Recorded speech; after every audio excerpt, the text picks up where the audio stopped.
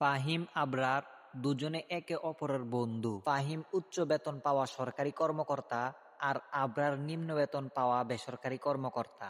একদিন পথে আবরারের সাথে তার পূর্ব পরিচিত বন্ধু ফাহিমের দেখা হলো।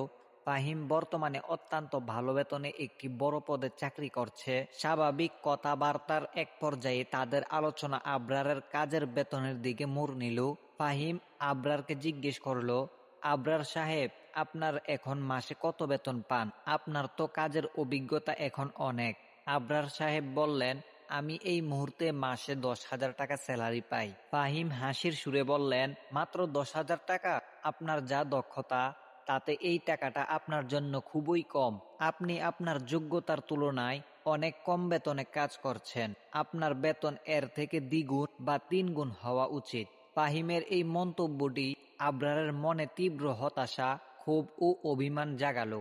তিনি মনে মনে ভাবলেন, ফাহিম সাহেব ঠিকই বলেছেন, আমার কাজ তো খারাপ নয়, তবে কেন আমি এত কম বেতন পাচ্ছি?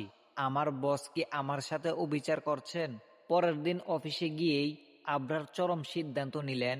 তিনি কোনো পূর্ব প্রস্তুতি বা সময় না নিয়েই সরাসরি বসের কেবিনে প্রবেশ করলেন। আবরার উত্তেজিত সুরে বললেন, স্যার, আমার এই 10,000 টাকায় পোষাবে না। স্যার আবরার সাহেবকে বললেন, স্যালারি বৃদ্ধির একটি সঠিক প্রক্রিয়া আছে, আপনাকে সেইভাবে আবেদন করতে হবে। আর হঠাৎ এমনভাবে দাবি জানানোটা পেশাদার আচরণ নয়। আবরার সাহেব নিজের উপর নিয়ন্ত্রণ হারিয়ে বলে ফেলল, আমার পরিচিতরা বলেছে আমার যা যোগ্যতা তাতে এই বেতনটা আমার প্রাপ্য নয়। আমার এখনই স্যালারি বাড়ানোর দরকার। আমার যোগ্যতার তুলনায় কম স্যালারি দেওয়া হচ্ছে। বেতন বৃদ্ধির বিষয়ে কথা বলতে বলতে এক পর্যায়ে দুজনের মধ্যে তীব্র তর্ক বিতর্ক শুরু হয়। আবরার সাহেব নিজের রাগের উপর নিয়ন্ত্রণ রাখতে না পেরে বসের সাথে অসংযত ব্যবহার করে ফেলেন। আবরার সাহেবের অসংযত আচরণ এবং অফিসের নিয়ম শৃঙ্খলার প্রতি চরম অবজ্ঞা দেখে তাৎক্ষণিক অফিসের বস কঠোর সিদ্ধান্ত নিলেন এবং আবরার সাহেবকে বললেন, আপনার এই আচরণ কোনো কর্মক্ষেত্রের পক্ষে গ্রহণযোগ্য নয়।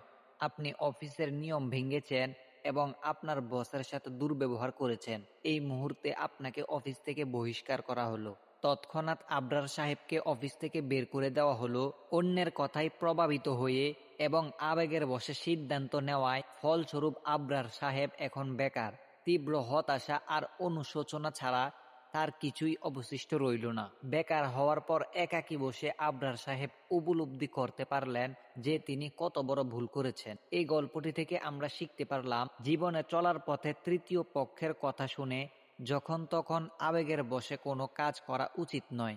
যে কোনো গুরুত্বপূর্ণ সিদ্ধান্ত নেওয়ার আগে পরিস্থিতি, কৌশল ও পরিণতি সম্পর্কে গভীরভাবে চিন্তা করা আবশ্যক। এতক্ষণ আপনাদের সাথে ছিলাম মোহাম্মদ ইকবাল হোসেন। ভালো থাকবেন, সুস্থ থাকবেন। আসসালামু আলাইকুম ওয়া রাহমাতুল্লাহি ওয়া বারাকাতুহু।